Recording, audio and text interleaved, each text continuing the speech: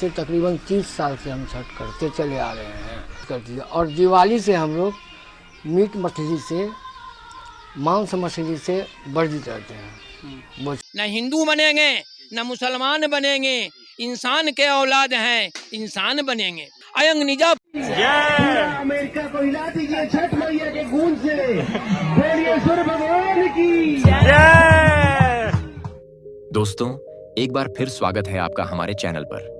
आज की वीडियो में हम बात करेंगे एक ऐसे अनोखे महापर्व की जो न केवल भारतीय परंपरा का अभिन्न हिस्सा है, बल्कि धर्म की सीमाओं को पार कर भारतीय मुसलमानों के दिलों में भी बसता है। जी हाँ, हम बात कर रहे हैं छठ पूजा की, जहाँ भारत में रहने वाले मुसलमान भी पूरी श्रद्धा से इस पर्व को मनाते हैं। वहीं मुस्लिम देशों में इसे देखकर लोग हैरान रह जाते हैं। आपने अक्सर सुना होगा कि दुनिया उगते सूरज को सलाम करती है, डूबते सूरज को नहीं।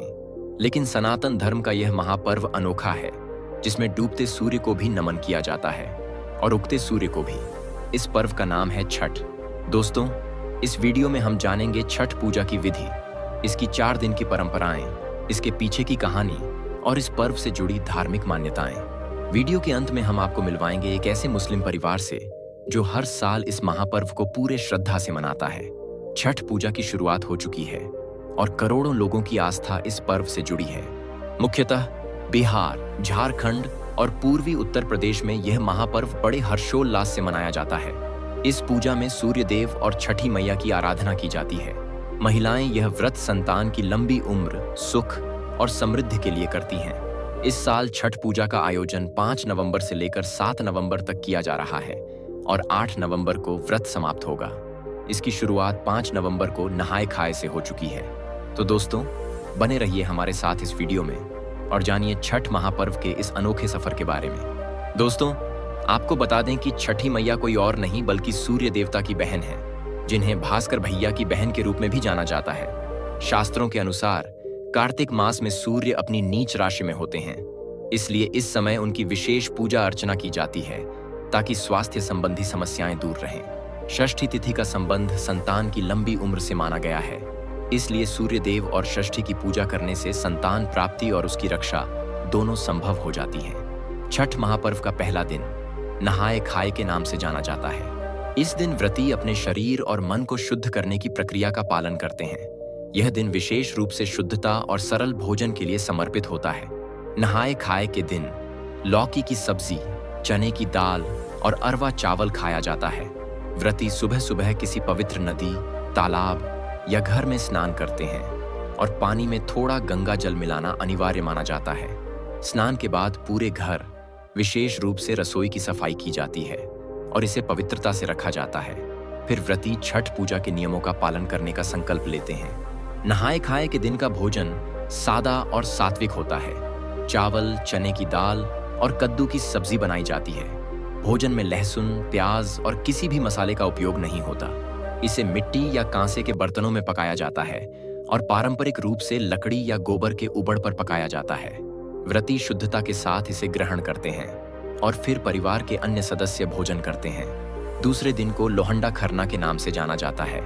इस दिन लोग पूरे दिन उपवास रखते हैं और शाम को खीर और गेहूं की रोटी का सेवन करते हैं। खीर गन्ने के रस या गुड़ से बनाई जाती है और इसमें चीनी या नमक का इस्तेमाल नहीं होता। दोस्तों, अगर हम छठ पर्व के तीसरे दिन की बात करें तो इस दिन व्रत रखकर डूबते हुए सूर्य को अर्घ्य दिया जाता है।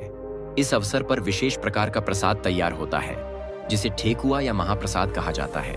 इसके साथ मौसमी फलों का भी अर्घ्य दिया जाता है और यह अर्घ्य दूध और जल से अर्पित किया जाता है। अब बात करें चौथे दिन की, तो उस दिन बिल्कुल उगते हुए सूर्य को अंतिम अर्घ्य दिया जाता है, जिसके बाद कच्चे दूध और प्रसाद को ग्रहण कर व्रत का समापन होता है। बिहार के लोग तो इस पर्व की परंपराओं से भली भांति परिचित हैं, लेकिन शायद आपके मन में ये सवाल उठ रहा होगा कि आखिर इस पर्व में डूबते हुए सूर्य को अर्घ्य क्यों दिया जाता है। दोस्तों, सूर्य प्रकृति का सबसे सुंदर उदाहरण है। सूर्य के बिना इस पृथ्वी का अस्तित्व नहीं होगा। उसके बिना न कोई पेड़ पौधे होंगे, न अन्न, न वायु और न जल। सूर्य के बिना जीवन की कल्पना भी नहीं की जा सकती।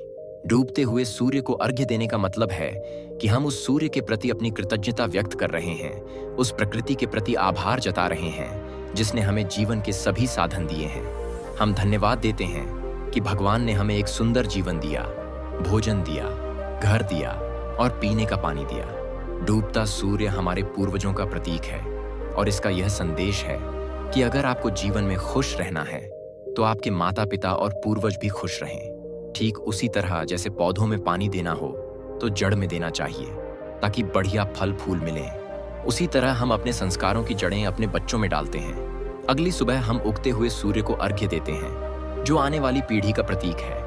यह हमारी जिम्मेदारी है कि हम इस महापर्व को आने वाली पीढ़ी तक पहुंचाएं ताकि वे हमारे संस्कारों को संजोएं और आगे बढ़ाएं। छठ पर्व की यही तो खूबसूरती है जो आज केवल बिहार तक सीमित नहीं रही। इस पर्व को अब भारत के कोने कोने में ही नहीं बल्कि पूरी दुनिया में हर्षोल्लास के साथ मनाया जा रहा है।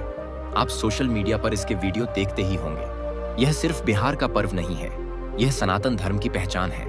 अगर आप छठ महापर्व के बारे में जानते हैं तो आपको यह भी पता होगा कि इसका इतिहास महाभारत काल से जुड़ा है। यही कारण है कि आज यह पर्व Singapore, America, London, Thailand, Indonesia, Canada, Nepal और दुनिया के हर कोने में मनाया जा रहा है। भगवान श्री राम के समय से ही महापर्व छठ का प्रचलन चला आ रहा है। जब माता सीता अयोध्या लौटकर आई थीं, तो उन्होंने छठ पूजा की थी। महाभारत काल में भी द्रौपदी ने अपने पुत्रों की रक्षा के लिए इस व्रत का पालन किया। आज हम आपको उस मुस्लिम परिवार की कहानी बताएंगे जिसने मजहब की दीवार को लांघकर महापर्व छठ को अपनाया और अपने जीवन में बदलाव महसूस किया। करीब 35 साल पहले की बात है जब शिवहर जिले के तरियानी छपरा के रहने वाले मोहम्मद जमालुद्दीन गंभीर बीमारी से पीड़ित हो गए। उनकी हालत इतनी खराब थी कि घर बार बिक गया और वह कर्ज में डूब गए। किसी के कहने पर उन्होंने छठ का संकल्प लिया। हालांकि इस व्रत का पालन करना उनके लिए आसान नहीं था। समाज में कई तरह की चुनौतियों का सामना करते हुए उन्होंने व्रत रखा और बागमती नदी में भगवान भास्कर को अर्घ्य अर्पित किया। धीरे धीरे उनकी सेहत में सुधार होने लगा और आखिरकार वह पूरी तरह स्वस्थ हो गए। इसके बाद से उनकी आस्था छठ में बढ़ती गई और उन्होंने हर साल इस व्रत का पालन करना शुरू कर दिया। मोहम्मद जमालुद्दीन के इस अनुभव को देखकर गांव के अन्य मुस्लिम समुदाय के लोग भी छठ करने लगे। जैसे जैसे समय बीता, सबीना खातून, रुखसाना खातून, मोहम्मद शाहिद और लाडो खातून जैसे दर्जन भर लोग इस महापर्व में शामिल होते गए। आज यह स्थिति है कि उस गांव के लगभग सभी मुस्लिम परिवार छठ का पालन करते हैं। वे नहाए खाए से लेकर खरना तक के सभी रीति रिवाजों का पालन करते हैं और सूर्य देव को अर्घ्य अर्पित करते हैं। उनके घरों में छठ के गीत गूंजते हैं जो हमारे लिए गर्व की बात है। इस गांव की रुखसाना खातून की जिंदगी भी कठिनाइयों से भरी हुई थी। सरकार से उन्हें केवल चावल और गेहूं मिलता था, लेकिन बीमारी, पढ़ाई और अन्य खर्चों के लिए कोई व्यवस्था नहीं थी। उन्होंने भी छठ का व्रत रखना शुरू किया और महसूस किया कि उनकी राह की सभी बाधाएं दूर होती गईं। आज इस बस्ती में लगभग 40 परिवार रहते हैं जिनमें दर्जन भर से ज्यादा लोग हर साल छठ महापर्व मनाते हैं। उनका मानना है कि भगवान एक ही हैं और सूर्य देवता सबके मालिक हैं। इस विश्वास के साथ वे छठ पर्व मनाते हैं, अपनी कृतज्ञता सूर्य देव को अर्पित करते हैं जो उन्हें सेहत, समृद्धि और जीवन में सुख शांति प्रदान करते हैं। उनकी आस्था हर साल बढ़ती जा रही है और आने वाली पीढ़ियां भी इस पर्व को निभाती रहेंगी। महापर्व छठ एक ऐसा पर्व है जो जाति, धर्म या किसी भेदभाव को नहीं देखता। यह सिर्फ भक्त का भाव देखता है, उनकी कृतज्ञता को महसूस करता है।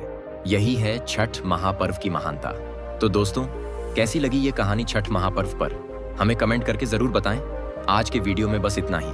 अगले वीडियो में हम फिर मिलेंगे एक नए विषय के साथ। तब तक के लिए जय हिंद, जय भारत, जय सनातन।